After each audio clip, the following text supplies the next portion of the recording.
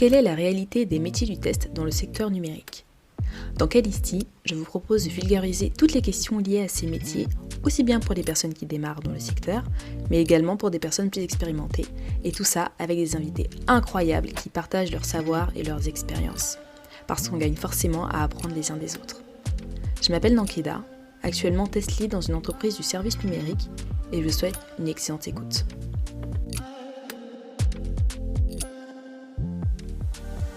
Une grosse partie du problème, c'est qu'on vit chacun dans notre petit monde un peu cloisonné et puis on ne se rend pas compte de la difficulté de l'autre.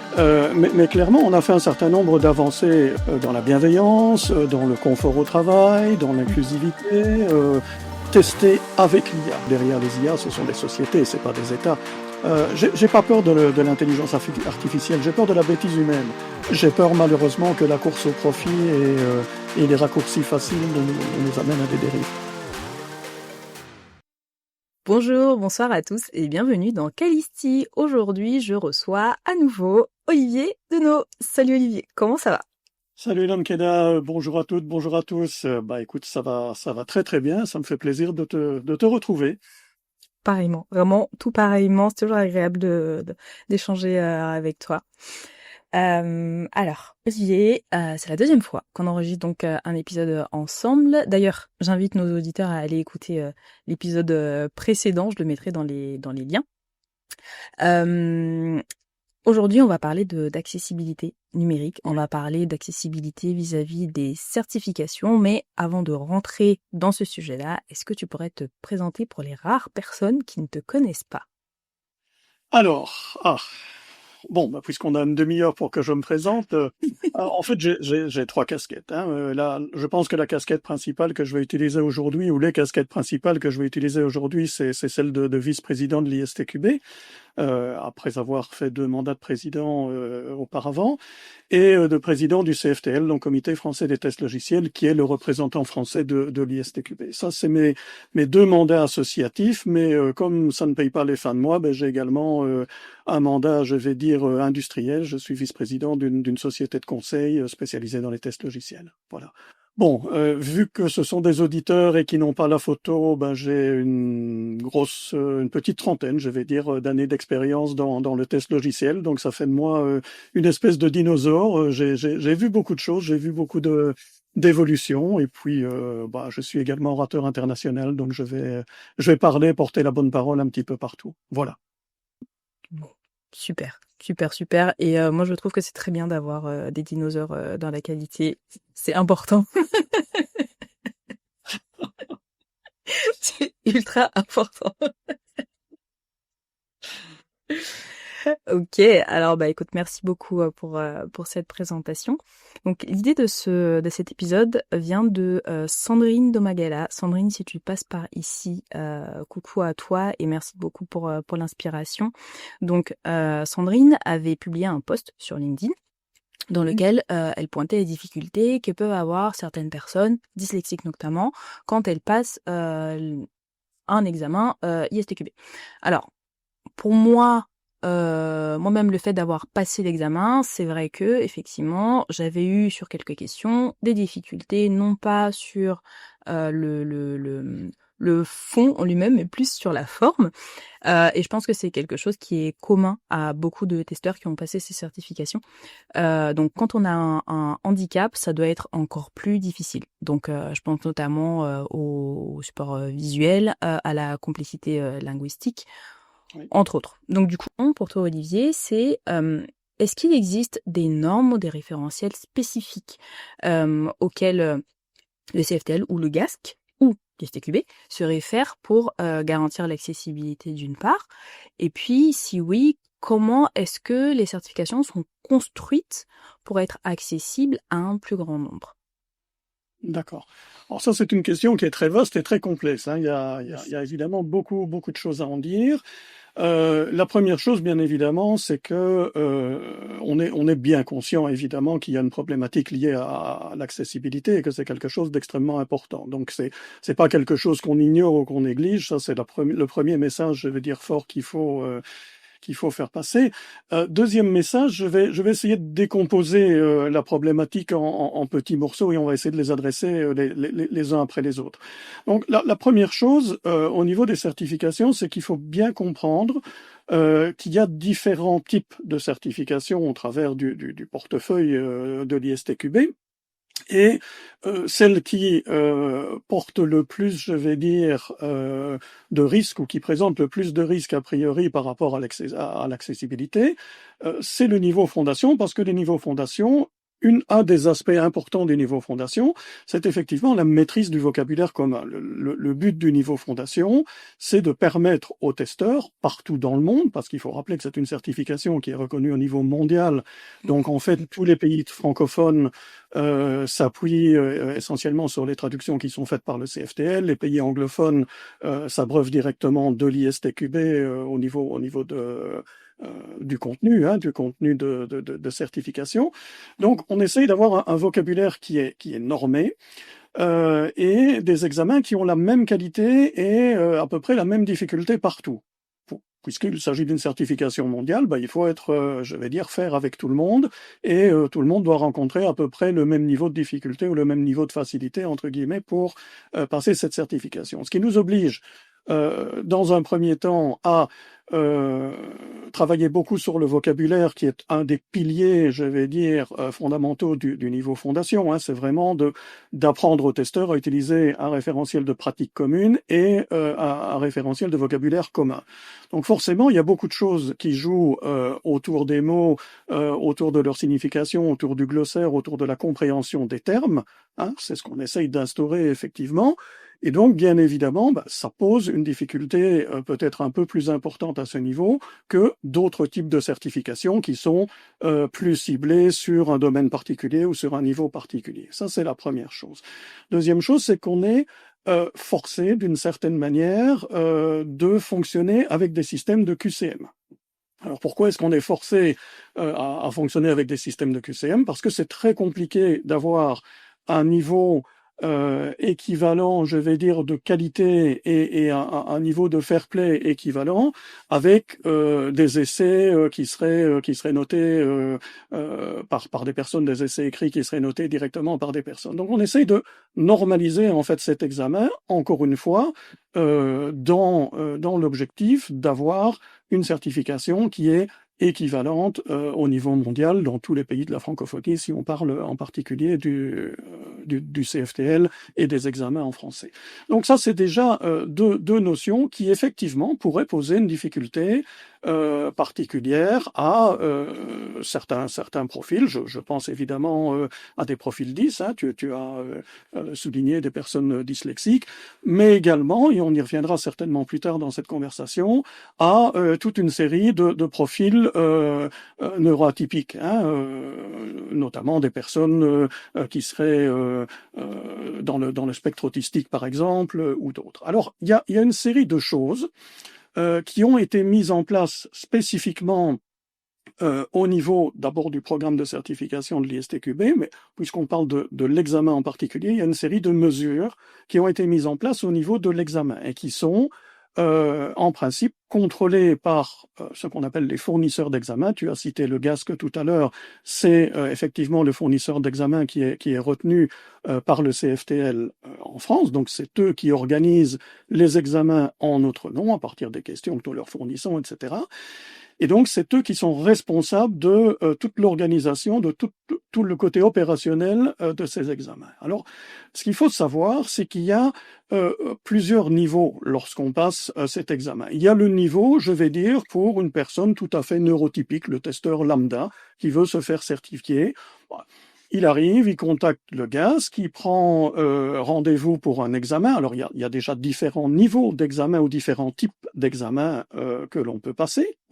Il y a des examens qui sont des examens dits papier, c'est-à-dire des examens qui se font sur des formulaires. Ce sont des QCM, mais ce sont des formulaires papier qui sont remplis par les candidats à la certification, en général, soit sur un lieu qui est un centre d'examen, soit à l'issue d'une formation qualifiée, par exemple. Hein, donc, on organise la session d'examen après la session de formation, hein, la suite de la session de formation, et on a en fait un surveillant qui est envoyé par le GASC avec des questionnaires, avec les questions d'examen, et qui sont évidemment remplis par les candidats à la certification.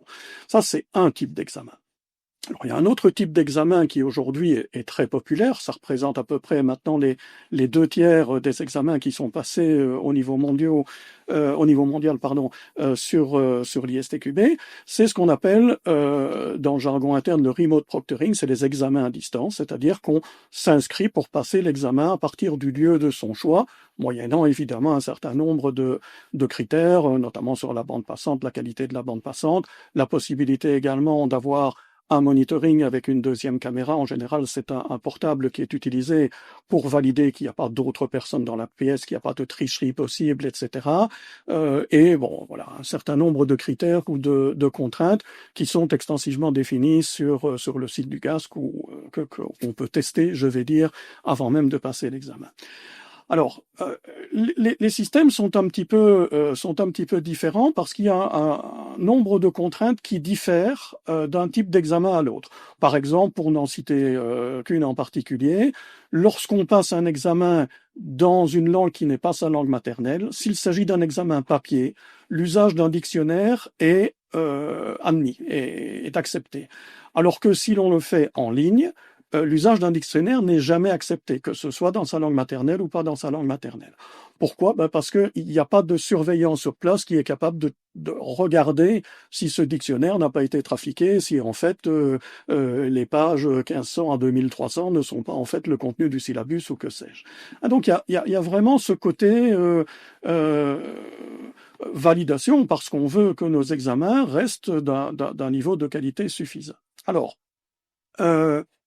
ce que l'on doit savoir également, c'est que lorsqu'on s'inscrit à un examen, il y a toujours possibilité pour des personnes qui sont neuroatypiques ou qui présentent des problématiques médicales, et la dyslexie en fait partie bien évidemment, on peut bien évidemment demander avec une preuve médicale, c'est-à-dire qu'on doit avoir un certificat médical ou un certificat de handicap, puisque l'autisme est un handicap et non pas une maladie. Eh bien, on peut avoir sur base d'une reconnaissance médicale de cette problématique particulière, on peut avoir une extension du temps de l'examen. Donc ça, c'est quelque chose, ça correspond à peu près 25% du temps supplémentaire qui est octroyé à des personnes qui souffrent de ces handicaps ou de ces problématiques.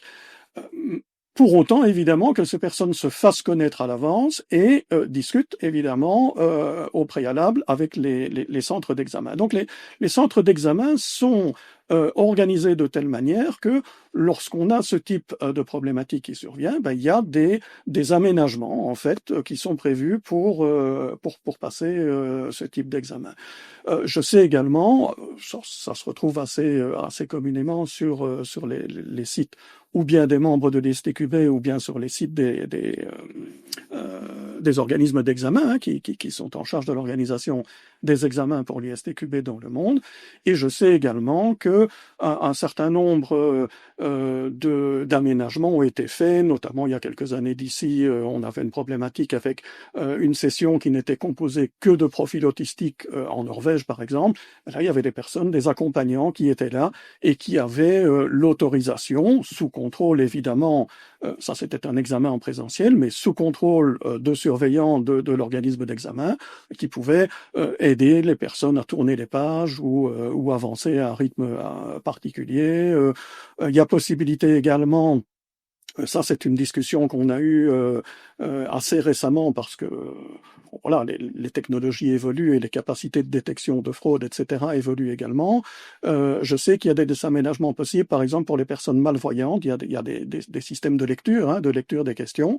Alors en théorie, il n'y a pas possibilité, et c'est considéré comme une fraude, de lire les questions à voix haute lorsqu'on fait un examen en distanciel, eh bien évidemment, il y a des aménagements qui sont possibles, à nouveau sur présentation de certificats et sur discussion préalable, pour permettre effectivement à ces personnes d'avoir un plus grand confort lorsqu'elles passent l'examen. Donc voilà, il y a une série d'aménagements, il y a une série de mesures qu'on a mises en place. Mais encore faut-il évidemment se faire connaître, encore faut-il le demander. Est-ce que c'est parfait? Non, on s'améliore bien évidemment et on est bien sûr ouvert à toute remarque de ce type. Hein. C'est évidemment tout à fait dans l'intérêt de tous. Mais voilà, c'est pas terra incognita. Il y a bien des choses qui sont en place et qui ont été mises en place. Ok. Alors c'est hyper intéressant. Tu vois, moi j'apprends beaucoup de choses parce que je ne me doutais pas qu'il y avait autant d'éléments qui étaient déjà en place en fait. L'exemple que tu as donné vis-à-vis de la Norvège, en définitive, on se rapproche un petit peu du fonctionnement qu'on a aujourd'hui en France pour passer n'importe quel examen. On a la possibilité d'avoir quelqu'un qui va nous accompagner si on a remonté l'information qu'on a un handicap spécifique, le temps imparti, le quart de temps supplémentaire, ça en tout cas moi j'ai toujours connu ça dans mes études. Chaque examen que j'ai passé, même le brevet, le bac, ça a toujours été comme ça. Donc ok, donc effectivement, en fait, on rentre complètement dans le même contexte, quoi. On est dans des mesures standards. J'ai un petit peu potassé également. Bon, alors le sujet de l'autisme me touche en particulier puisque ma grande fille a été diagnostiquée Asperger. Et le plus jeune certifié ISTQB est un Australien de 14 ans et c'est un profil autiste Asperger. Donc voilà, c'est absolument pas impossible de le faire. Il y a beaucoup de choses qui sont déjà aujourd'hui en place. Il y a d'autres choses qui sont certainement encore à faire, qui sont peut-être plus difficiles à mettre en place. Alors, je sais par exemple que sur certains systèmes de passage d'examen en ligne, il y a possibilité d'augmenter par exemple la taille de l'écran pour les personnes qui seraient plus malvoyantes ou peut-être alors je ne connais pas bien le problème lié à la dyslexie, mais peut-être que effectivement je sais que les enfants dyslexiques travaillent beaucoup sur des tablettes, etc. Donc voilà, ça pourrait résoudre en partie une série de problématiques. Voilà, donc ces adaptations elles sont déjà en partie en place, mais je pense qu'elles sont trop méconnues et je pense que les personnes qui sont concernées n'osent peut-être pas ou simplement ne sont pas au courant. Donc voilà, c'est important de le rappeler, bien évidemment. Ok, super.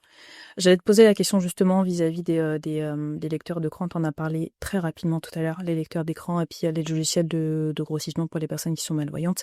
Ce que tu viens de dire, tu vois, ça rejoint ce que disaient Solène et Aurélia dans alors pas le dernier, mais l'avant-dernier épisode qui a été publié sur Calisti, du fait que c'est pas forcément évident de mettre des solutions en place si l'organisme ou l'entreprise n'a pas conscience de la difficulté de la personne ou de son handicap.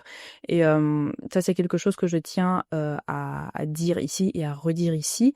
C'est hyper important de mettre en place de la bienveillance auprès des personnes qui sont, on va dire, valides, pour que les personnes qui ont un handicap se sentent suffisamment en sécurité pour pouvoir en parler, et puis derrière, en fait, on puisse apporter des solutions, quoi.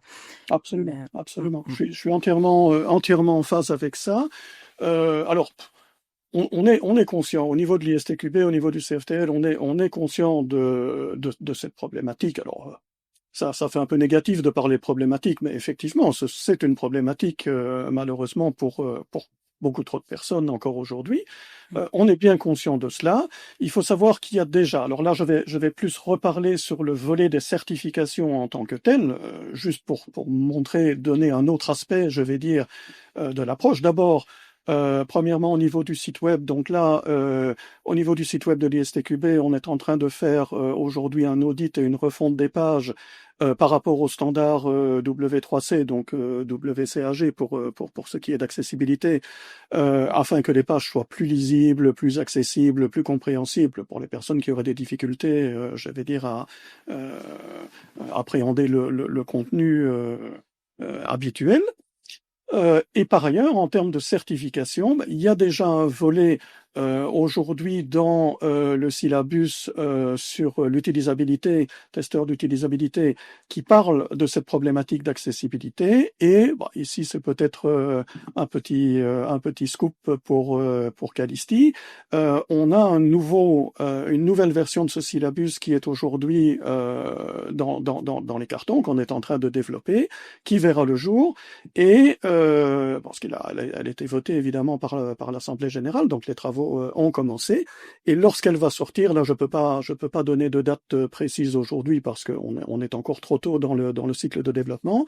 Ce que je sais, c'est qu'il y aura un volet beaucoup plus important sur les normes d'accessibilité, sur les problématiques d'accessibilité, ce qui est aussi logique puisque le contexte législatif et régulatoire bouge évidemment dans le bon sens. Hein. On est aujourd'hui que ce soit en France, que ce soit en Angleterre, aux États-Unis, au Canada, enfin dans énormément de pays aujourd'hui, on se retrouve avec un contexte sur tout ce qui est site web officiel, etc., où on doit effectivement respecter un certain nombre de normes et un certain nombre de standards. Alors je ne dis pas que tout le monde sera au niveau 3, hein, avec le maximum d'accessibilité et d'utilisabilité, mais en tout cas, on essaye de faire le maximum pour atteindre le niveau de A et pour permettre, je vais dire, au plus grand nombre de nous suivre, de suivre nos actus et de suivre nos produits. Et alors, il y a encore deux autres produits qui ont traité de manière importante ce problème, mais qui ne sont pas au niveau de l'ISTQB, mais qui sont dans les syllabies reconnus soit par le CFTL, soit par l'ISTQB, soit par les deux, qui sont des schémas de certification annexes, hein, ce qu'on appelle des partenariats ou des alliances au niveau de l'ISTQB. Il y a eBook qui est un schéma qui s'occupe d'adresser essentiellement les problématiques d'utilisabilité et pour lesquelles il y a une partie d'accessibilité qui est assez importante, notamment sur les appareils de lecture, les dispositifs particuliers pour les personnes qui seraient handicapées moteurs, etc., etc. Et puis, il y a un autre syllabus également qui est sorti et qui, lui, est spécifique au GASC ou je vais dire la filiale du GASC, qui est le consortium A4Q, qui est en fait une alliance entre deux gros fournisseurs d'examen, GASC et ISKI pour ne pas les citer, et qui sort une certification spécifique sur l'accessibilité. Donc il y a, si on va sur le site de GASC, alors il n'est pas encore disponible aujourd'hui en français. On m'a promis qu'il allait être disponible rapidement, donc je vais suivre évidemment le dossier de près, mais aujourd'hui il est déjà disponible en anglais et en allemand. Et la traduction française est en cours de réalisation. Voilà. Ok. Bon, bah, super. Ce sont de belles initiatives et mine de rien, tu vois, se certifier sur l'accessibilité. Tu vois, tu as parlé du WCAG, tu as parlé de RGAA. Oui. Ça prend son temps. Ça prend son temps, mais j'ai quand même le sentiment, je sais pas si c'est aussi ton sentiment, que y a de plus en plus de personnes qui en parlent, de plus en plus de personnes qui se certifient et qui essaient de l'intégrer dans leur processus de test. Oui, je pense. Bon, d'abord, il y a, comme je le disais, il y a un contexte légal qui évolue. Il y a un contexte sociétal aussi qui évolue. Je pense qu'on a fait pas mal de progrès, pas mal d'avancées. Alors maintenant, on fait un peu un retour en arrière dans certains pays, mais ça, c'est un autre débat que je veux pas porter ici. Mais clairement, on a fait un certain nombre d'avancées dans la bienveillance, dans le confort au travail, dans l'inclusivité, dans le vivre ensemble, mais au sens le plus large du terme, et donc forcément dans l'accessibilité, l'inclusivité à tous les niveaux. Et donc forcément, il y a une prise de conscience. Je pense que c'est une prise de conscience qui est aujourd'hui assez bien portée par un public plus jeune, peut-être plus sensible, plus averti à cette problématique également. Et les lignes bougent, les choses changent, et je pense que c'est effectivement pour le mieux. Et donc forcément, on se retrouve, d'abord parce qu'il y a une contrainte légale, mais aussi parce qu'il y a cette prise de conscience et cette évolution sociétale, on se retrouve avec de plus en plus de gens qui s'intéressent à la problématique, qui se disent comment est-ce que je peux faire pour mieux vivre avec d'autres personnes qui ont des difficultés que je n'ai peut-être pas, comment est-ce que je peux les aider, ou moi j'ai un certain nombre de difficultés, comment est-ce que je peux faire connaître ma problématique, parce que en fait, une grosse partie du problème, c'est que on vit chacun dans notre petit monde un peu cloisonné, et puis on se rend pas compte de la difficulté de l'autre. C'est quoi un autiste? Tant qu'on n'en a pas vu un en vrai, on ne sait pas ce que c'est. Alors évidemment, il y a des gros clichés, hein, des gros standards qui la plupart du temps sont complètement erronés. Hein. Quand on parle d'autisme, on va parler de Rainman, de quelqu'un qui va se taper la tête au mur, mais c'est pas du tout ça. On est dans un spectre autistique, c'est quelque chose de tout à fait différent, c'est quelque chose de beaucoup plus large. Il y a effectivement des Rainman dans la vie, mais tous les autistes ne sont pas hyper mémoristes et ne sont pas avec des capacités intellectuelles supérieures, malheureusement. Et il y a aussi des autistes qui sont capables de vivre à peu près correctement, je vais dire, avec les autres, avec leurs difficultés aussi, qui est essentiellement une difficulté de communication sociale, peut-être en faisant beaucoup plus d'efforts, peut-être en devant apprendre par eux-mêmes un certain nombre de choses qui sont naturelles pour les neurotypiques. Mais voilà, on est, je vais dire, dans des profils multiples, et les gens ne se rendent pas nécessairement compte des difficultés. C'est la même chose pour les personnes qui sont moins valides ou qui ont un handicap moteur. Lorsqu'on voit que certains trottoirs ne sont pas aménagés, lorsqu'on est en chaise, on se rend bien compte que quand il faut monter la marche, c'est un peu compliqué. Alors que si on a une petite pente douce quelque part, oui, on peut continuer à fonctionner sur le trottoir sans trop de soucis. Donc voilà, ce sont des choses qu'il faut évidemment apprendre, ce sont des choses dont on doit prendre conscience en vivant les uns avec les autres, et effectivement, ça s'invite un petit peu partout, et en particulier, bien sûr, dans l'informatique et dans les schémas de certification. Ouais. En tout cas, moi, je suis convaincue que la Gen Z nous sauvera. Bon, moi, j'en fais plus partie, hein, donc je suis plus un sauveur, mais j'essaye de faire bouger les lignes à ma manière. Et c'est déjà beaucoup. Le fait de prendre la parole sur ce type de sujet, c'est ultra important, parce que, encore une fois, plus on va démocratiser un sujet, plus on va en parler, et plus ce sera simple, et plus on va prendre conscience et avancer en tant que société, hein, tout simplement. Ok. Est-ce que le board de l'ISTQB consulte, parce que je sais pas si tu l'as dit, je pense pas, consulte des associations, par exemple, pour travailler sur cette partie accessibilité, ou pas du tout? Là, tu parlais du lancement Alors, de aujourd'hui, ouais. Aujourd'hui, non, je ne pense pas. Je pense qu'on travaille essentiellement. Alors, pour ce qui est des syllabi, ou pour ce qui est même du site web, on fonctionne avec des professionnels, effectivement, qui ont les certifications ou les connaissances requises pour adapter, je vais dire, aux standards. Mais aujourd'hui, on n'est pas encore dans cette approche d'aller voir des associations, d'aller discuter avec elles et d'essayer d'adresser une problématique spécifique. Le problème avec ça, je pense qu'il faut être clair et transparent par rapport à cela.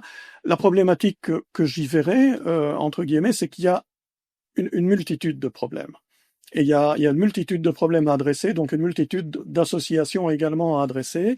Et voilà, c'est quelque chose qui va évoluer certainement dans le futur. Mais aujourd'hui, c'est un petit peu compliqué de voir tout le monde, et surtout de ne laisser personne sur le côté. Et ça, c'est un petit peu le souci. Ouais, la difficulté, elle est peut-être plus là. Comment essayer de mettre en place quelque chose qui satisfasse vraiment tout le monde, en tout cas un maximum de personnes. Et oui, c'est pas c'est pas forcément évident, quoi.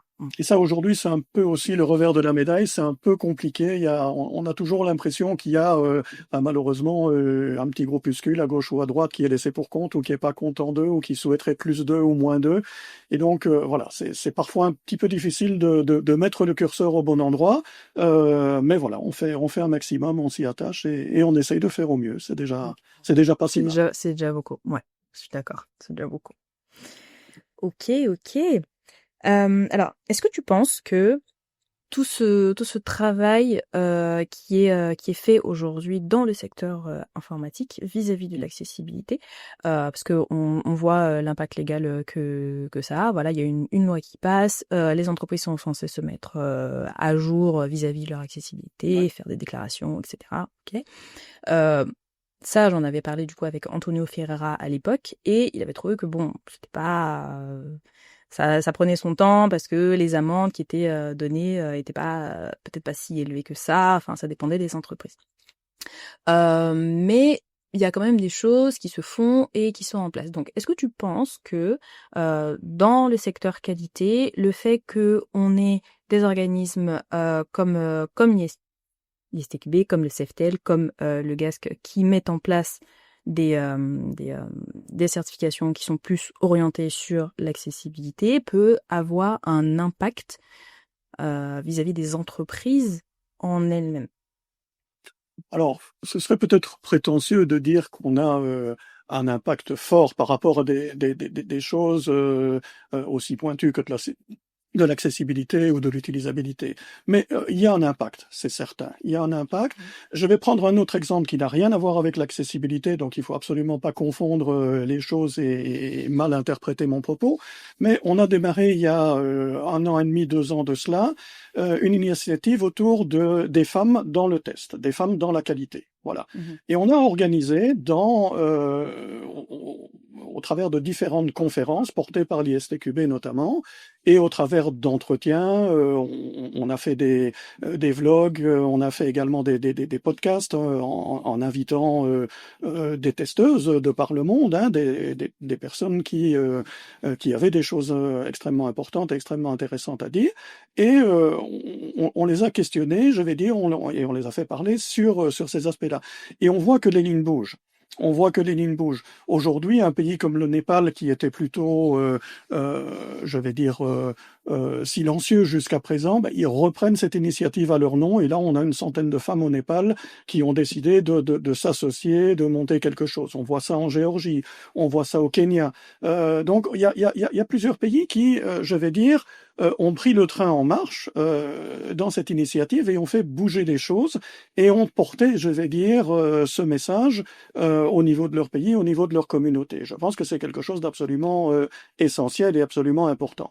Je reviens maintenant, donc on va bien distinguer les sujets. Je reviens maintenant sur l'accessibilité. Je pense qu'effectivement, le fait d'injecter dans les syllabes des notions d'accessibilité, le fait d'avoir une publication de nouvelles certifications autour de règles d'accessibilité, comme c'est le cas avec la certification I4Q, mais aussi sur d'autres sujets importants. Encore une fois, là, je balaye plus large que l'accessibilité, mais on a des choses par rapport à la régulation ou à la législation européenne autour de l'utilisation de l'IA. Il y a un certain nombre de lignes qui bougent, et je pense qu'on est à la manœuvre, que ce soit au niveau de l'ISTQB ou que ce soit au niveau des 4Q. On est à la manœuvre, on a des choses qui sont là, on a de l'information, on a de la certification derrière, et je pense que c'est effectivement essentiel. De là à dire qu'on est un acteur essentiel pour faire bouger les lignes, là je pense que ce serait prétentieux. Voilà. Alors, le comparatif que tu fais vis-à-vis des femmes, c'est que le fait d'avoir poussé des initiatives et en mettant en avant plus de femmes, derrière, ça a eu un impact positif. Donc, Oui. sur la partie accessibilité, en fait, on pourrait tout à fait faire ce qu'on appelle vraiment de la discrimination positive, du coup, Oui, oui, en mettant peut-être en avant des personnes qui sont directement concernées, en faisant en sorte qu'elles s'expriment sur le sujet, qu'elles fassent des retours d'expérience, voilà, aux décideurs, directement au niveau des entreprises, directement au niveau des éditeurs de logiciels, et que derrière, en fait, ça fasse effet boule de neige pour qu'il y ait plus d'initiatives qui soient prises. je te suis tout à fait, je pense que c'est une très bonne idée. Et je vais en discuter avec mes collègues de l'exec. On va voir ce qu'il est possible de faire effectivement par rapport à ça. Mais oui, je pense qu'effectivement c'est un bon angle d'approche parce qu'on l'a vu avec les femmes dans le test, on l'a vu on a porté des conférences qui étaient portées, qui étaient financées par l'ISTQB dans un certain nombre de pays avec des membres de l'ISTQB qui avaient un peu de mal à démarrer parce que voilà, il y a des aspects financiers. Organiser une conférence, c'est pas simple, ça demande d'avoir des fonds, de pouvoir avancer des choses. Ça demande également d'avoir des personnes qui viennent parler, qui ont peut-être une certaine dimension internationale pour ramener des gens, pour intéresser également. Donc, c'est difficile de démarrer ab nihilo. Et ce qu'on a fait, c'est qu'on a créé en fait ces conférences ISTQB qu'on a associées à des réunions de différents groupes de travail ou de l'exécutif, etc. pour combiner les choses, pour que ça fasse ça ramène des gens de manière naturelle. Et on a vu effectivement un effet d'amplification, un effet de boost qui était absolument incroyable. Et donc voilà, je pense que c'est le bon angle d'attaque effectivement, essayer de donner la parole à des personnes qui aujourd'hui présentent un certain nombre de difficultés par rapport à l'accessibilité et qui pourraient d'abord témoigner de leurs problématiques et peut-être nous suggérer un certain nombre de pistes, de solutions, voilà, de sujets à adresser, très Trop clairement. bien. Ouais. Trop bien. Bon, bah, cool. Écoute, j'ai hâte de voir ça. Ok. Bah, écoute, Olivier, je pense que pour le coup, on a peut-être fait le tour de la question en termes d'accessibilité, sauf si tu vois un autre sujet. Moi, je pense qu'on a déjà évoqué pas mal de choses et je pense qu'on a déjà donné un peu d'espoir en plus et quelques pistes supplémentaires pour les personnes qui douteraient encore aujourd'hui. Bon, en tout cas, j'espère que ça va apporter des réponses aux personnes qui se posent des questions. Maintenant, j'aurais bien aimé qu'on parle des actualités, de tes actualités, des actualités du secteur qualité dans le monde, vu que tu as une vision mondiale. Euh, alors, il y a un sujet, donc l'STQB a récemment lancé la certification GenAI, enfin sur l'intelligence artificielle. Oui. Donc je pense que ça peut intéresser pas mal de personnes parce qu'aujourd'hui on parle d'intelligence artificielle beaucoup et avoir un élément comme ça qui structure les certifications ISTQB, c'est clairement quelque chose de très structurant dans le secteur qualité.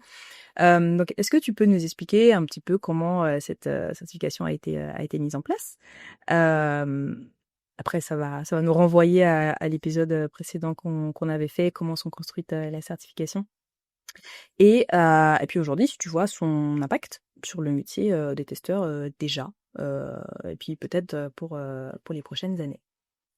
Alors, bon, je vais commencer par moi et moi-même, puisque, bon, parlez-moi de moi, il n'y a que ça qui m'intéresse. Non, je plaisante, mais rien que sur le mois de septembre, j'ai fait plusieurs conférences. Je suis allé en Thaïlande tout d'abord, où là j'ai vu l'intelligence artificielle implémentée au sein d'une très grande banque, la plus grande banque thaïlandaise. Ils ont leurs propres agents qui fonctionnent, alors pas de manière 100% autonome, mais qui sont utilisés quotidiennement par plus de 450 personnes certifiées ISTQB. Ils utilisent l'ISTQB comme un vrai différenciateur qualité. C'est vraiment leur fil rouge entre guillemets dans le secteur de la qualité. C'est très intéressant à voir parce que c'est une banque, c'est pas une société de services. Ils vendent rien que des produits bancaires.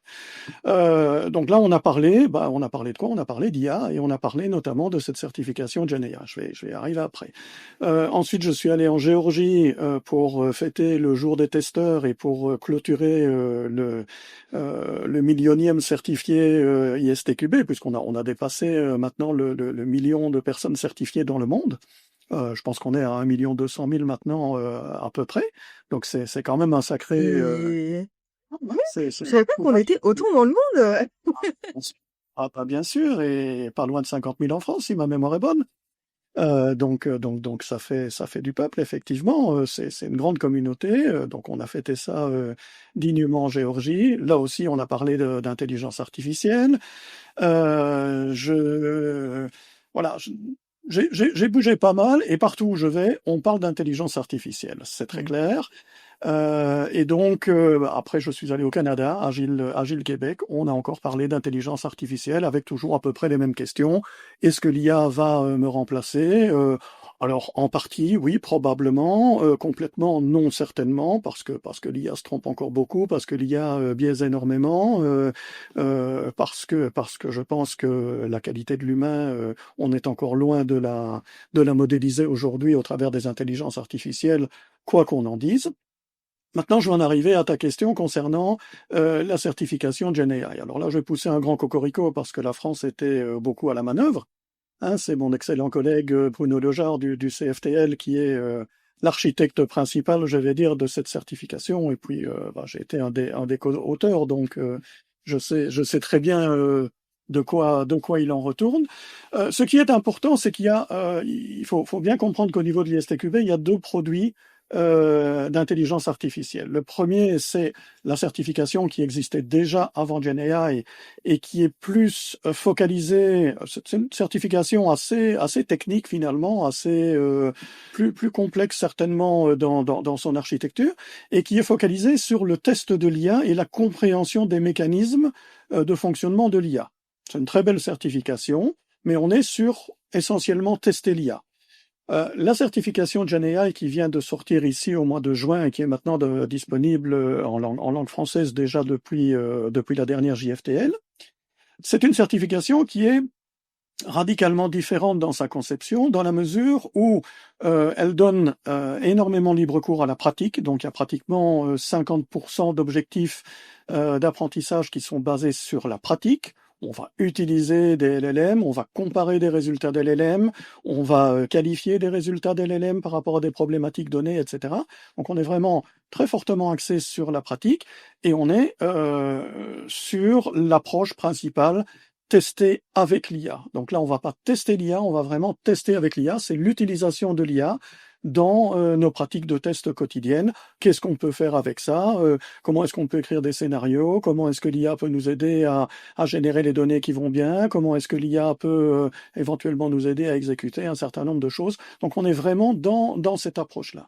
Alors, on balaye assez large hein, sur cette thématique avec une petite incursion également sur le côté sociétal et environnemental. Donc, on explique que finalement l'usage de LLM, c'est pas neutre, ni en termes de carbone, ni en termes d'usage machine, etc., d'énergie. Voilà. Donc, il y a un certain nombre de domaines de ce type qui sont évoqués, mais on est vraiment dans tester avec l'IA. Voilà. Alors, en termes d'impact aujourd'hui, c'est peut-être un peu tôt pour le dire. D'abord, j'ai le bon espoir, puisque je suis co-auteur, j'ai envie évidemment que cette certification réussisse hein, et fasse évidemment euh, des chiffres importants en termes d'adoption.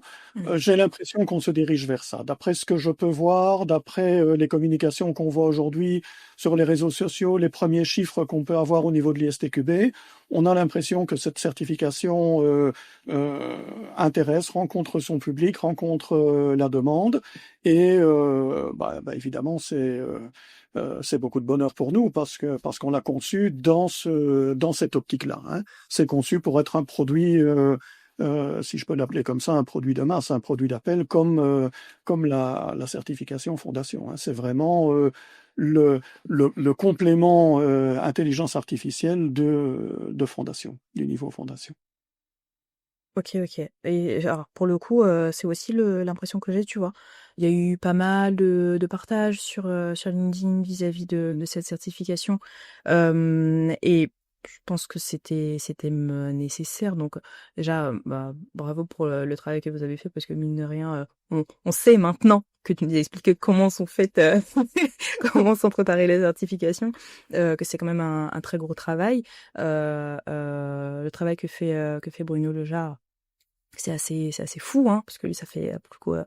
nombreuses années qu'il travaille sur C'est plus de l'intelligence 5000, artificielle. désolé de te couper, c'est plus de 5000 retours. Donc on a eu plus de 5000 retours sur l'équipe cœur. Donc il y avait Bruno Lejar, il y a évidemment Abbas Armat également du comité Dubaï, hein, Émirats Arabes, mais qui est un ancien doctorant de Bruno. Et puis il y avait moi, il y avait Galtiero également et Alexandro Colino. On a travaillé là-dessus. C'est plus de 5000 retours, hein, donc c'est énormément de commentaires qui viennent d'un petit peu partout dans le monde, avec des gens qui voilà, voulaient un peu plus de ceci, un peu moins de cela. On a discuté sur des termes. Est-ce qu'on va utiliser ceci? Est-ce qu'on va utiliser cela? Est-ce que hallucination c'est le bon terme? Machin. On a eu beaucoup de débats. Donc oui, hein, on a échangé la fois dernière sur comment les certifications naissaient, hein, et toute la difficulté, les différentes étapes qu'on pouvait rencontrer. Celle-ci n'a pas dérogé à la règle, hein. Voilà, ça nous a fait plaisir quelque part d'avoir autant de retours parce que ça voulait dire déjà dès le départ, avant même que je vais dire le marché ou la communauté se prononce, il y avait un intérêt Ouais, certain. Voilà, ouais, c'est ça, ouais, et ça c'est clair. clairement. Et ça va, je pense que ça va continuer à grandir, hein, au fur et à mesure que on va voir apparaître petit à petit. Je me suis certifiée. Enfin, on va le voir en masse, clairement. Ça Je l'espère. intéresse. Je l'espère, je l'espère. Il y a aussi, je l'ai peut-être pas assez souligné, il y a aussi une volonté d'avoir des mises à jour assez rapides, assez fréquentes, parce que on est sur un domaine qui évolue très vite. Aujourd'hui, ce qu'on dit sur l'IA, dans un mois, c'est peut-être plus vrai. Alors, Mm. bien évidemment, la majeure partie va rester, hein, on va pas faire de l'IA de manière radicalement différente, mais on voit que les capacités des IA, des LLM sont radicalement différentes. Et il faut quand même bien se rendre compte que ça vient 1 an, 2 ans après Covid, hein, donc je vais dire, on n'est que sur quelques années d'expérience ou voilà, d'utilisation, et on est déjà aujourd'hui à produire massivement de la vidéo, des images, un peu partout, ça s'invite un peu partout. On sait que ce sera un changement majeur dans la société et on sait que c'est amené à rester. Il y aura peut-être une bulle, c'est pas impossible, mais ça va rester. C'est comme Internet, ça va rester. Et au-delà de la bulle, quand elle aura crevé, si elle crève, euh, il y aura bien évidemment des reliquats et voilà, ça va pas disparaître, ça c'est clair. Ah bah ça c'est sûr que non. Mais tu sais, ça fait euh, ça fait 2 3 ans que j'essaie de convaincre mes amis qui ne sont pas dans la tech que en fait il faut peut-être s'y intéresser et s'en servir parce que c'est vraiment une révolution et je crois que c'est pas encore ça, hein. Il y a beaucoup de d'attentisme encore en fait de la part. Alors pour les personnes qui travaillent dans l'informatique, on se rend compte vraiment de la révolution que c'est, mais en dehors de ça, ça met encore du temps, je trouve. Je crois que les gens n'ont pas encore assez conscience de l'impact de l'IA sur leur vie de tous les jours. Aujourd'hui, il y a des segmentations de profils commerciaux ou autres qui sont faits par de l'IA. Il y a de la recherche qui est faite par de l'IA. Il y a énormément de publications de contenu qui sont faits par l'IA. Et je crois qu'un certain nombre de personnes ne sont pas encore conscientes de la révolution qui est en train de se mettre en place et des dérives possibles et des risques évidemment, parce que c'est ça la grosse problématique et c'est ça le souci entre guillemets, c'est que c'est un outil comme un autre, il faut l'apprivoiser, il faut le prendre pour ce qu'il est avec toutes les pincettes qui s'appliquent et pas prendre tout pour argent comptant. Moi, quand je vois qu'il y a aujourd'hui des gens qui posent des questions à ChatGPT en lui demandant quels seront les chiffres de l'auto ou s'ils doivent plutôt prendre de l'aspirine ou de l'ibuprofène quand ils ont mal à la tête, je me dis que voilà, c'est peut-être pas, c'est peut-être pas le bon emploi. Il faut peut-être être un peu plus raisonné par rapport à cela. Ouais. Bon, écoute, ça va se décanter, hein. Puis ça va se normaliser. Et puis d'ici là, nous, on sera passé par là. On aura fait en sorte que d'avoir des résultats de meilleure qualité, qui est moins d'hallucinations et que ce soit un petit peu plus sûr, quoi.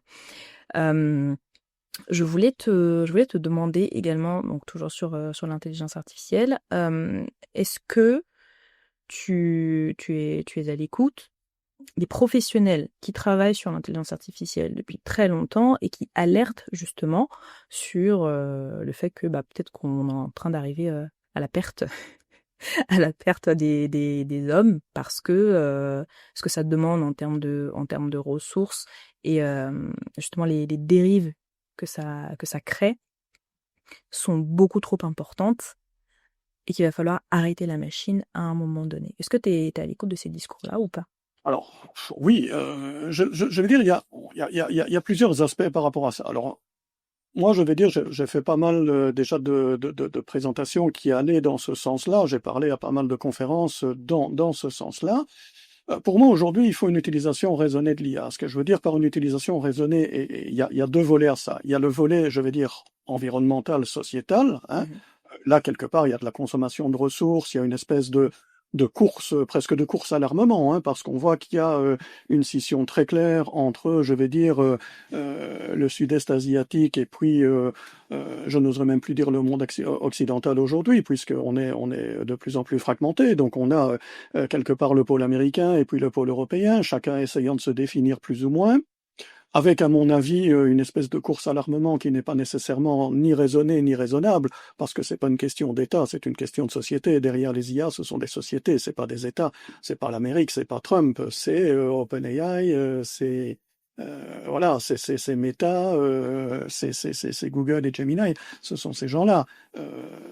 Alors, ils font partie évidemment du continent américain, ils font partie de la diaspora, de l'intelligentsia américaine, mais malgré tout, c'est pas Trump, c'est pas l'État. Hein, il faut bien séparer les intérêts.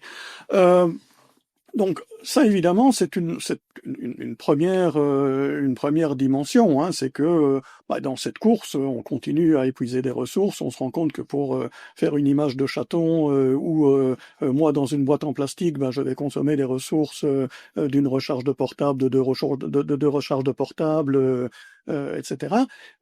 Quelque part, je veux dire, ça pose question. Est-ce que vraiment c'est bien nécessaire pour le monde et pour l'évolution de l'humanité qu'on ait ce type de contenu et que ça consomme autant. Bon, ça c'est une première dimension. La deuxième dimension, c'est la dimension ne pas débrayer l'humain. Et ça, c'est beaucoup là-dessus, je vais dire que je parle dans les conférences, c'est que pour moi, il est indispensable que la dernière décision reste une décision humaine. Et c'est ce que je dis également aux testeurs qui me posent la question, est-ce que l'IA va me remplacer? Ma réponse est très simple, c'est si votre travail en tant que testeur, c'est de faire du test fonctionnel tout bête, tout simple, qui peut être facilement automatisé, qui peut être facilement remplaçable, sans avoir une connaissance profonde des mécanismes, de la méthodologie, de l'approche ou du geste métier, effectivement, oui, vous êtes assez facilement remplaçable et oui, la profession là est en danger. Maintenant, lorsque je regarde le contenu qui est généré par de l'IA, lorsqu'on pose, ne fût-ce qu'une question d'un examen ISTQB aux différentes IA, et peu importe laquelle, hein, on peut utiliser Grok, on peut utiliser OpenAI, Gemini, enfin tout ce qu'on veut, on se rend compte que 80-90% de la réponse fournie est bonne en général. Et puis lorsque la question est un peu plus complexe, la réponse, on a ces 10-20% là qui dérapent. Voilà, on passe sur une règle qui est totalement inventée, on passe sur un truc qui est tout à fait à côté de la plaque, tout à fait erroné. Et lorsqu'on repose la question à l'IA, parfois elle l'affiche avec une certaine arrogance, un niveau de certitude très très élevé. Oui, oui, non, je me suis pas trompé. Ou bien alors, elle se fait tout plat et elle dit, non, vous avez entièrement raison. Mais alors, on ne sait plus si on a raison ou si on a tort, parce que quelque part, c'est la réponse standard. Moi, j'ai une présentation là qui est en gestation, que je vais appeler Conversation avec une IA, parce que j'essaye de me raccrocher à des titres de films, etc.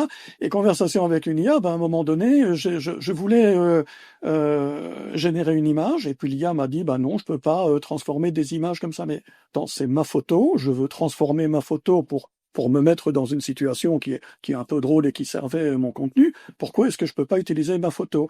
Ah oui, mais ça pourrait être utilisé pour faire du deepfake, ou ça pourrait être utilisé pour faire du tort à la personne. Ben non, la personne c'est moi, j'ai les droits sur ma propre photo. Donc oui, si j'ai envie de me présenter comme Arnold Schwarzenegger ou que sais-je, c'est mon droit. Et là, quelque part, ah oui, oui, ok, et alors je vais le faire. Et donc on a des choses assez farfelues comme ça. On a des exemples Oui. assez farfelus où on voit cette IA qui se retourne un petit peu dans tous les sens. Et ça, évidemment, ça va être notre job de testeur. Ça va être d'être capable d'abord de détecter ces retournements, de les provoquer ou de les empêcher, éventuellement, si on veut absolument pas qu'il y ait de dérapage. Et puis surtout, d'être capable d'identifier ces 10 à 20% d'erreurs ou d'hallucinations ou que sais-je, pour éviter qu'ils se propagent dans la nature. Je Bon. pense que c'est bon pour les testeurs, c'est bon pour les développeurs, parce qu'on fait beaucoup de code aujourd'hui avec de l'IA aussi. Et là, je pense que euh, si on se fie aveuglément aux résultats donnés par l'IA comme une espèce d'oracle universel, c'est là que les problèmes commencent.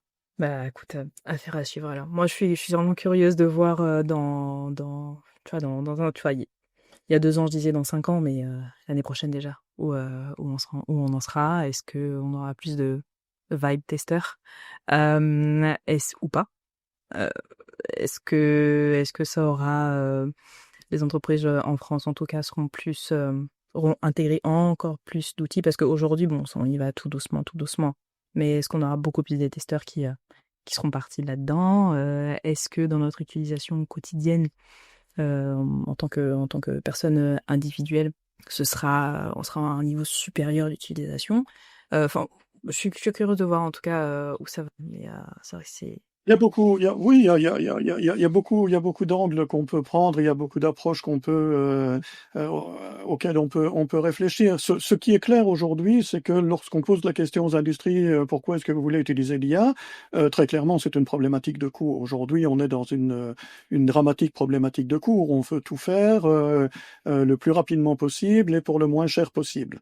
Et ça, je pense que c'est un peu délétère au niveau sociétal parce qu'on arrive dans des dérives complètement folles. Bon, utiliser l'IA pour réduire les coûts, bah, oui, bien évidemment, et d'ailleurs c'est l'argument de vente principal. Euh, Maintenant, la question est de savoir quel type de coût on va réduire et quel type de coût on va générer si ça dérape. Si je parle des 10 ou 20% en question, si on n'est pas capable de les capter, si on n'a pas l'intelligence humaine, j'ai pas peur de l'intelligence artificielle, j'ai peur de la bêtise humaine. Si on n'a pas cette intelligence humaine pour venir capter ces 10-20% et qu'on les laisse se propager, les coûts pour fixer le problème par la suite, pour réparer les dommages par la suite, avec éventuellement des pertes d'image, des pertes voilà, éventuellement des problèmes pour la sécurité ou pour la sûreté des gens, etc. Là, je pense que ça va faire d'énormes dégâts. Donc, il faut vraiment mettre des garde-fous. Et c'est très compliqué parce qu'aujourd'hui, on a différents positionnements dans le monde. On a les Américains qui veulent quelque part décomplexer tout, laisser la liberté d'expression, etc. Donc retirer les garde-fous. De l'autre côté, on a l'Europe qui aime bien légiférer et qui aime bien cadrer tout, ce qui est une bonne chose, mais ce qui, d'un point de vue coût et compétitivité, n'est pas Mm. forcément toujours pour jouer en notre faveur. Et donc c'est assez compliqué de voir où le curseur va tomber lorsqu'on aura un peu plus de maturité sur le sujet. Alors c'est drôle parce que le fait que tu dises je me méfie plutôt des humains plutôt que l'intelligence artificielle en elle-même et des machines, vu qu'on est quand même derrière, en Ouais. définitive. Bah, tu rejoins un petit peu les experts dont je parlais tout à l'heure, qui ont plutôt tendance à dire attention, attention, attention. Ce qui me fait peur, c'est qu'on débraye. C'est que quelque part, on se dise, ben, l'intelligence artificielle est capable de faire mieux et plus vite que moi. Ouais. Il y a l'effet un peu waouh, hein. Ah, waouh, ouais, regarde, et ça fait quelque chose, et ouais, ça va plus vite que moi. En 2 minutes, il m'a pondu mon texte, mon résumé, mes 20 slides. Waouh, c'est génial. Mais dans l'effet waouh, il y a ces 10% là quelque part qui sont vérolés. Et si on débraye l'humain, pour des raisons de coût, hein, ah ben voilà, je peux produire plus vite et regarde, c'est pas mal, ça marche, eh ben, hop, c'est parti. Là, le problème commence. Il y a un exemple qui est assez amusant et qu'on retrouve sur le web qui s'appelle the Paperclip Paradox, le paradoxe du trombone, Mhm. qui est un petit jeu même pas sexy, et finalement il y a une intelligence artificielle derrière. Bon, je vais pas tout révéler, hein, si les gens sont intéressés, ils n'ont qu'à chercher un petit peu. Mais la morale de l'histoire, c'est que l'IA, elle n'est pas faite pour nous aimer ou elle n'est pas faite pour nous détester. L'IA, elle est faite pour répondre à une question, répondre à un objectif. Et à partir du moment où cet objectif est atteint, l'IA, voilà, elle s'en fiche. Peu importe le coût, peu importe les conséquences, l'IA, elle est faite pour répondre à la question. Et ce qui me tracasserait beaucoup, c'est si l'humain laissait, je vais dire, la bride lâche à l'IA et disait, voilà, finalement, il fait mieux que moi, ou elle fait mieux que moi, laissons-la faire. Et là, je pense que cette abdication de l'intelligence humaine, ça c'est problématique. Il faut toujours qu'il y ait pour moi ce dernier ressort, cette dernière validation qui est humaine. Et j'ai peur malheureusement que la course au profit et les raccourcis faciles nous amènent à des dérives. C'est plus de cela que j'ai peur que véritablement de l'intelligence artificielle qui partirait en roue libre toute seule. Ok. Bon. Alors, moi, pour le coup, je suis un chouïa plus optimiste que toi sur la partie humaine. Pourquoi? Parce qu'on a beaucoup d'ego. Tu vois, aujourd'hui, on dit, ouais, l'intelligence artificielle, c'est génial. Mais il y a quand même ce truc de, en tant qu'humain, je suis censé être plus intelligent que la machine.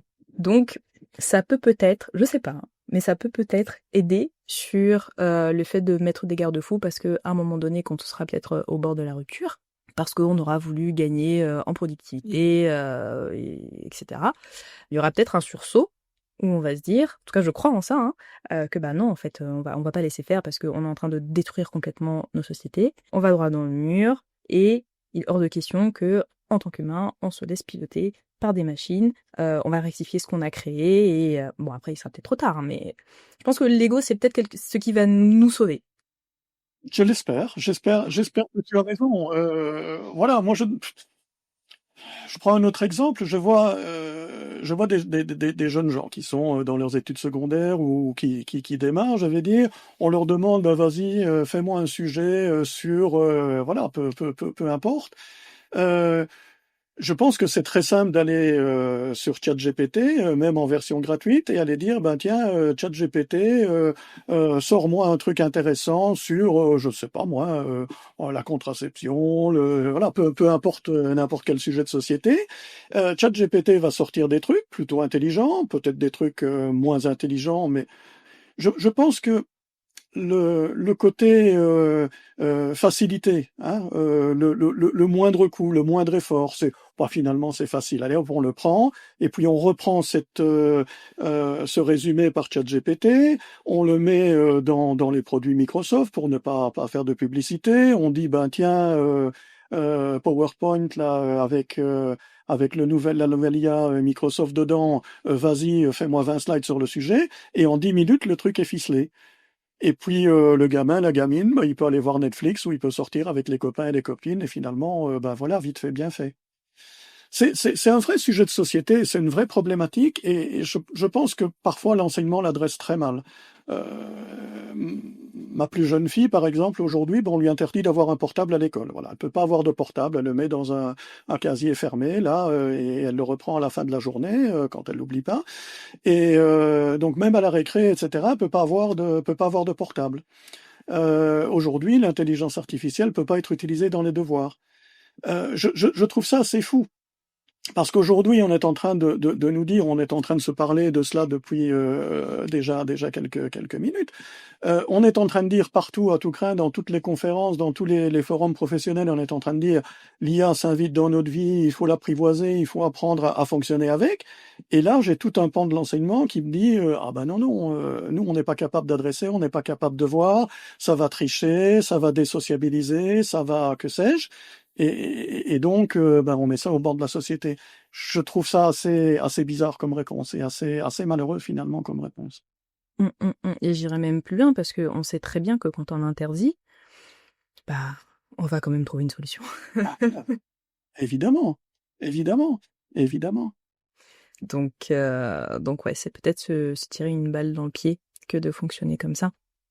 Mais après, tu vois, de l'autre côté, je peux comprendre aussi parce que tu vois, t'as des études là qui sortent sur, j'ai pas de nom précis à te donner, mais sur le fait que bah à force d'utiliser ces intelligences artificielles, bah on développe beaucoup moins la capacité de réflexion, tu vois, Mhm. approfondir la réflexion et puis essayer de construire. Si c'est difficile, ça peut être pénible par moment, mais c'est un bon exercice pour développer sa manière de réfléchir réellement. Et je peux comprendre que le corps enseignant ait envie de conserver ça. Mais alors après, sur la manière de faire, la manière de procéder, dans le cas de ta fille, bah ouais, J'ai eu une discussion similaire avec un professeur de la Sorbonne, Camille Salinesi, pour ne pas le nommer. Et il disait, moi, je ne bannis absolument pas l'intelligence artificielle. Ce qu'il m'a dit, c'est, au contraire, j'encourage mes étudiants à l'utiliser.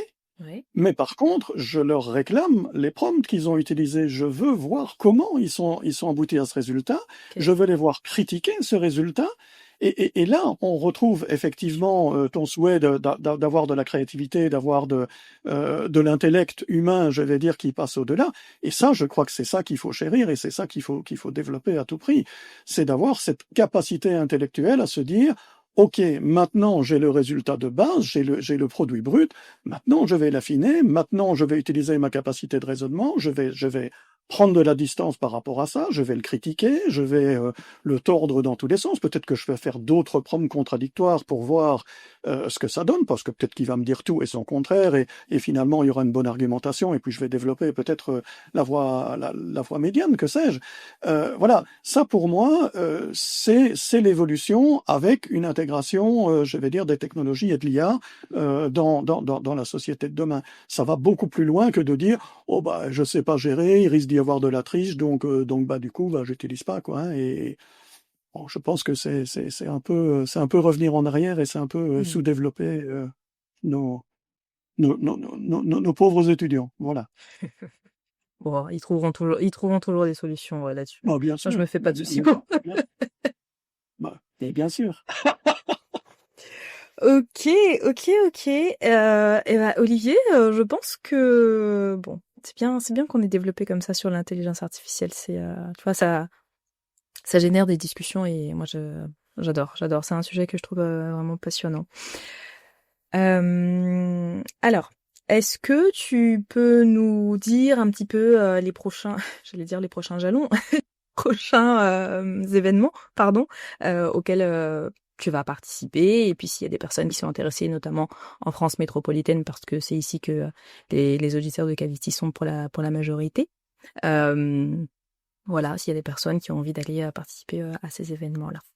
D'accord. Alors, bah, demain, je prends l'avion et je vais au Maroc. Donc, je vais aller parler à la journée marocaine des tests logiciels vendredi. Donc, si vous voulez me rejoindre à Casablanca, ça va être un peu compliqué parce que si j'ai bien compris, c'est sold out. Mais voilà, euh, c'est aussi un très beau rendez-vous. Juste après cela, une quinzaine de jours plus tard, je m'envole vers le Danemark pour aller à l'Assemblée générale de l'ISTQB, où là, il y a un certain nombre voilà, de discussions qui vont avoir lieu également, et puis bon, pas mal de contenu aussi qui va être discuté. Mi-novembre, il y a la journée tunisienne des tests logiciels. Donc là, je serai effectivement à Tunis, je pense à l'université pour aller à nouveau discuter. Ce sera un sujet sur l'IA également.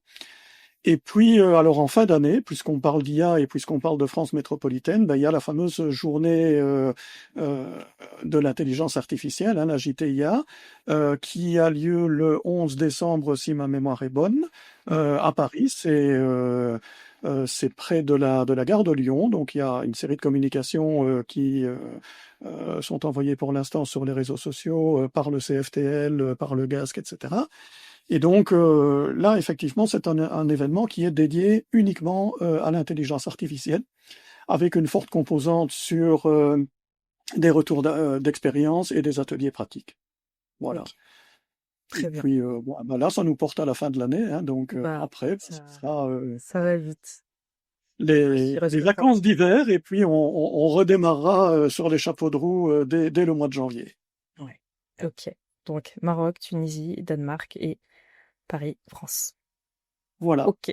Très bien. Voilà. Très bien, très bien. Bon, en tout cas, pour tous nos auditeurs et auditrices, S'ils ne te suivent pas déjà, je pense que allez-y en fait. Voilà, suivez Olivier Deneau sur sur LinkedIn. Vous aurez des informations vis-à-vis de ces actualités-là. Et puis voilà, hein, n'hésitez pas à faire vos recherches de votre côté. Ok, Olivier, c'est la fin du podcast. Est-ce que tu as une question pour moi? Je n'ai pas de questions, j'ai juste une remarque, je suis toujours enchanté d'échanger avec toi, ce sont des échanges toujours de qualité, super intéressants, et puis à une prochaine fois, peut-être pas trop vite, mais à une prochaine fois quand même, avec grand plaisir. Merci, vraiment plaisir partagé. Toujours aussi sympa. Voilà. Voilà. Merci beaucoup pour son temps. Et puis peut-être pour 2026 alors. Hein. Avec grand plaisir, je serai au rendez-vous, tu sais où me trouver. Ça marche. Merci Olivier. Au revoir à toutes et à tous, au revoir Nankada. Si cet épisode vous a plu, vous me feriez super plaisir en envoyant à 1, 2 ou 3 personnes intéressées par le sujet. Le bouche à oreille est la meilleure manière de faire connaître un podcast, surtout si le contenu vous apporte de la valeur. N'hésitez pas à me suivre sur les réseaux sociaux, à vous abonner au podcast pour être au courant de la mise en ligne du dernier épisode. On se retrouve dans 15 jours et d'ici là, portez-vous bien.